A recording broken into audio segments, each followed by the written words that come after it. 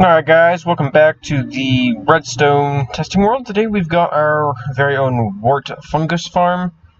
This is, well, not wart fungus farm, fungi farm. This is a pretty simple build, and I'm not going to go into a block-by-block tutorial. I'm going to show you the brain of it, and I'm going to show you the rest of it, and then that'll be it. I have a modified one of this on my Let's Play, so I will have a video up to date of all the things I've done.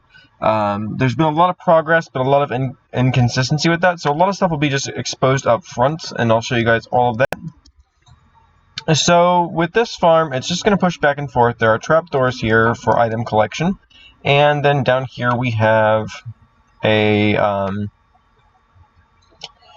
it's not just a centerer, because this will do most of that for us. That's why this is right above this, so this won't do much.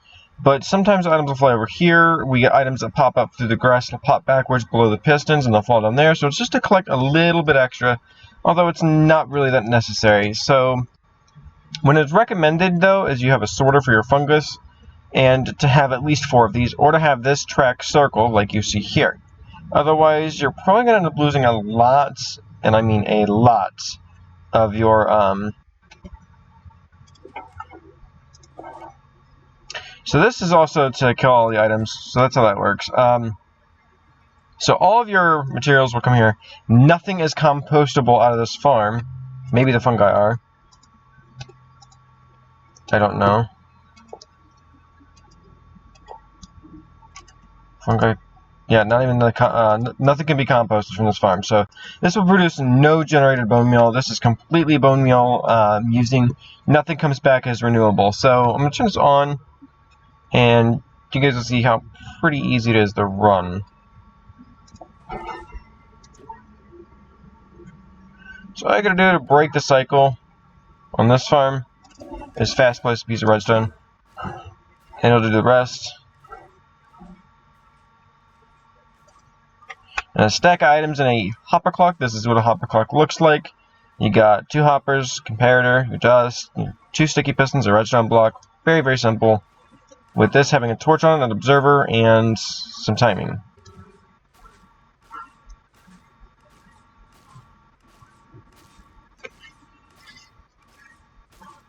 On the edges of this, we have some redstone blocks at the back to help us time this, rather than having to time it at the back.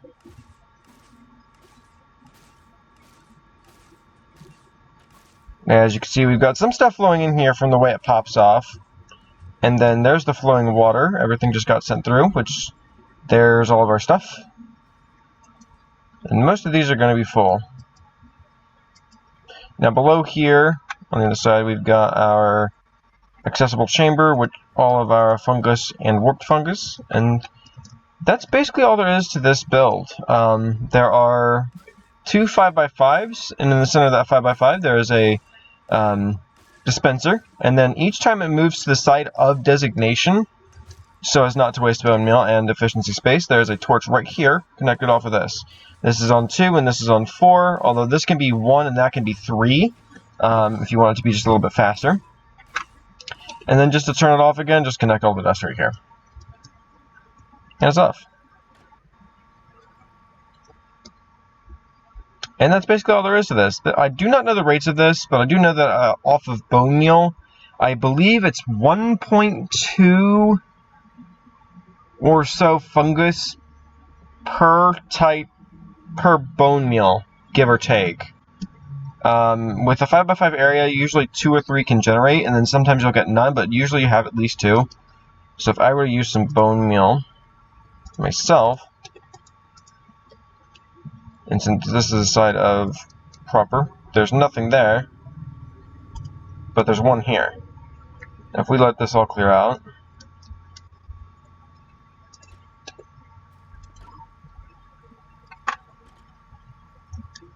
oh, hello. Then you got 1 of the other types, and then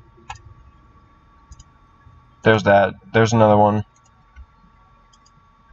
See, there's 4 on this, and there's 2, and I used 4 bone meal, but that's the point, is that this is all random based, so I can't predict exactly what you'll get. It's all RNG based. The answer is, though, is that, I mean, there's a few pieces of bone meal, and then there's 5 fungus, so 6 fungus, 7, 8 fungus, yeah. So that's generally what's going to happen here, is it's going to be completely random, so I can't really predict what you're going to get. But I average 1.2 fungus per, I believe, so it's a really good. And all you got to do to clear out all the items is just dispense this lava.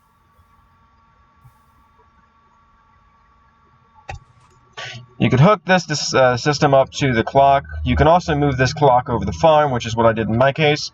I didn't like the edge sticking out, so I put all this over in the middle. You actually don't need any. This can be completely covered. It's very easy to use. And then we have some waterlogged trap doors. Doesn't matter what kind. They're facing at the very bottom of it, so they're like this in the bottom. So when they open, the water can flow through. Very efficient. Less pistons, and there's only about I think 22 pistons used here. Yeah, there's 2 there, 2 sticky pistons. So you need 2 slime balls, and then half a stack of iron. So it's a very, very cheap farm. The only thing you'll need to be able to do is invest a lot of bone meal, because this farm will chew through it very quickly.